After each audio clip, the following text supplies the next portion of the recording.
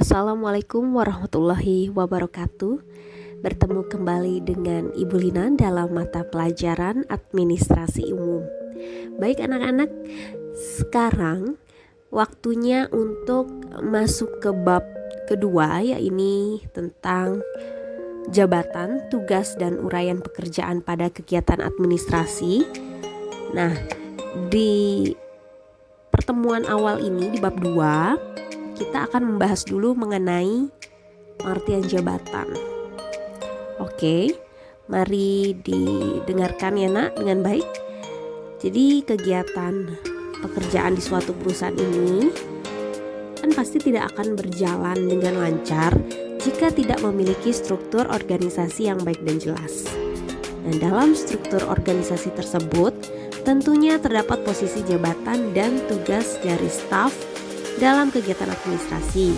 Setiap posisi atau jabatan pasti memiliki tugas, fungsi, serta hak dan kewajibannya masing-masing. Posisi jabatan dalam suatu perusahaan diperlukan agar tercapai tujuan perusahaan dengan prosedur dan sistem yang ada.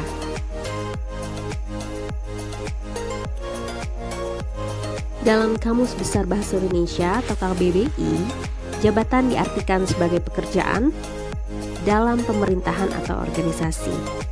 Fungsi dinas jabatan. Sesuai dengan pengertiannya, jabatan merupakan bagian yang tidak dapat dipisahkan dalam suatu organisasi. Jabatan dalam organisasi umumnya terbagi menjadi beberapa tingkatan, mulai dari jabatan tertinggi hingga jabatan terendah. Setiap tingkatan jabatan memiliki tugas dan tanggung jawab yang berbeda-beda. Meskipun demikian, tanggung jawab setiap jabatan turut menjadi fungsi yang menggerakkan suatu organisasi dalam mencapai tujuannya. Sebuah jabatan umumnya diisi oleh orang-orang yang telah lulus kualifikasi dan standar perusahaan untuk menduduki jabatan tersebut. Seseorang yang menduduki suatu jabatan tentu memiliki pengetahuan, keterampilan, dan sikap yang sesuai dengan jabatan yang ia miliki. Dengan demikian, dapat disimpulkan bahwa jabatan merupakan kedudukan pegawai dalam struktur organisasi yang memiliki kemampuan pengetahuan, keterampilan, dan sikap yang bertanggung jawab sesuai dengan kualifikasi berdasarkan standar yang ada di perusahaan itu sendiri, dengan fungsi yang spesifik. Baik, di sini terdapat 7 jenis jabatan. Yang pertama itu adalah pimpinan kantor, kedua jabatan manajerial, ketiga staf atau pembantu ahli, keempat kepala personalia atau HRD, Human Resource Department, kelima kepala tata usaha atau kepala administrasi, 6 jabatan struktural, dan yang terakhir adalah jabatan fungsional. Baik, kita masuk ke jenis jabatan yang pertama, yaitu pimpinan kantor. Nah, pimpinan kantor itu orang yang memantau dan bertanggung jawab terhadap kelancaran aktivitas kantor secara keseluruhan. Jadi pimpinan kantor ini dikenal dengan sebutan kepala kantor atau direktur. Selain bertugas memantau kelancaran aktivitas kantor secara keseluruhan, pimpinan kantor juga bertugas mengatur pembagian tugas, pekerjaan personil, mekanisme kerja, dan perlengkapan kerja kantor sesuai dengan kebutuhan. Baik, jenis jabatan yang kedua adalah jabatan manajerial. Jadi bagian manajerial adalah orang yang memimpin dalam pelaksanaan pekerjaan dengan menjalankan fungsi-fungsi manajemen. Fungsi manajemennya ada planning, organizing, actuating and controlling, dan decision making. Nah, jabatan manajerial ini adalah jabatan yang memiliki bawahan. Contohnya, manajer membawahi para staf dan non-staf atau pelaksana. Jenis jabatan yang ketiga adalah staf atau pembantu ahli.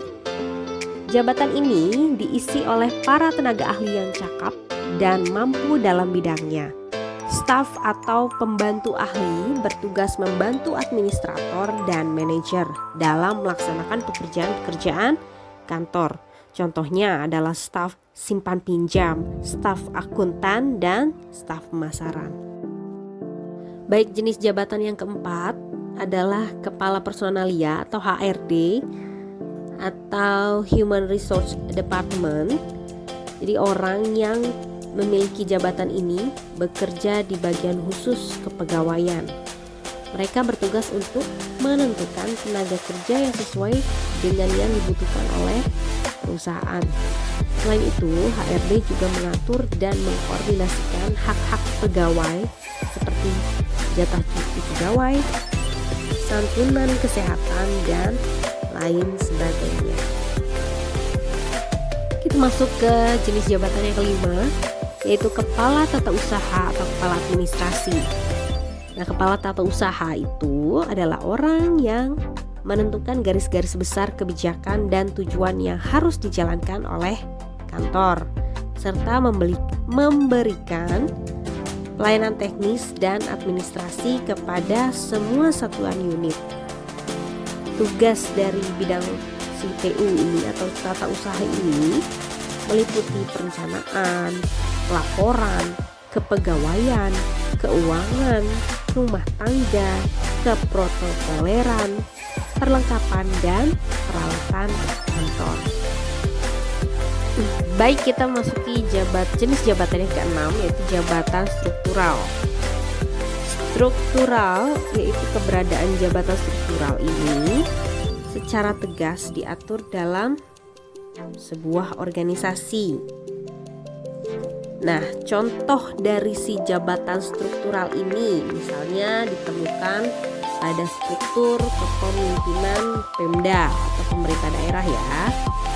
Ya, ini kedudukan tertinggi itu dijabat oleh pemerintah daerah, ada gubernur, ada wali kota, ada bupati. Lalu terendahnya itu dijabat oleh sekretaris lurah. Dan jenis jabatan yang terakhir adalah jabatan fungsional. Jika jabatan struktural diatur secara tegas dalam organisasi, tidak demikian dengan jabatan fungsional. Jadi beda ya, struktural dengan fungsional.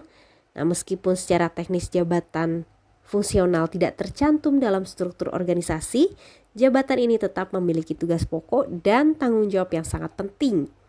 Contohnya PNS, pegawai negeri sipil di berbagai bidang, misalnya dosen dan guru di bidang pendidikan, atau dokter dan bidan itu di bidang kesehatan. Baik, sampai di sini dulu perjumpaan kita. Ibu harap kalian menyimak dengan baik dan bisa mengambil resume dari pembahasan yang tadi sudah dijelaskan. Sampai di sini dulu, Ibu akhiri.